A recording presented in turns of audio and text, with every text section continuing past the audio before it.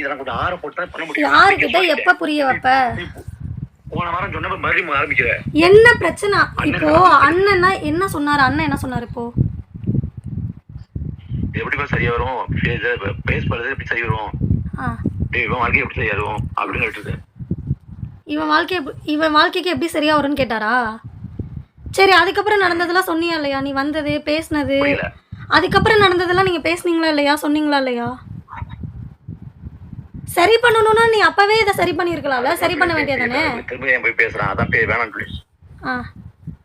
புரியல. சொல்லு சொல்லு சொல்லு விஷயத்த சொல்லு. வேணாம் அமைதியா சொல்லுப்பா. அமைதியா இருக்க சொல்லியிருக்காரு. அமைதியா இருக்க சொல்லுன்னு அவர் சொல்லிட்டாரு. இப்ப என் வாழ்க்கைக்கான முடிவு அது கேள்விக்குறியில இருக்குல்ல.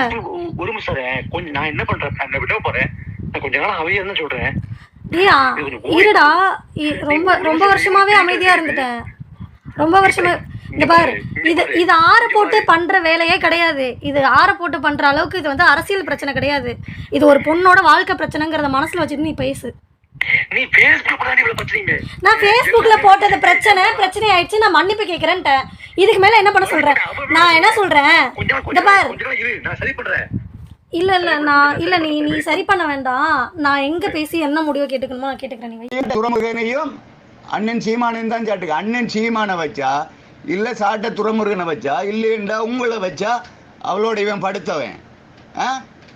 இது மட்டும் இல்ல, ஆதாரம் இருக்கு.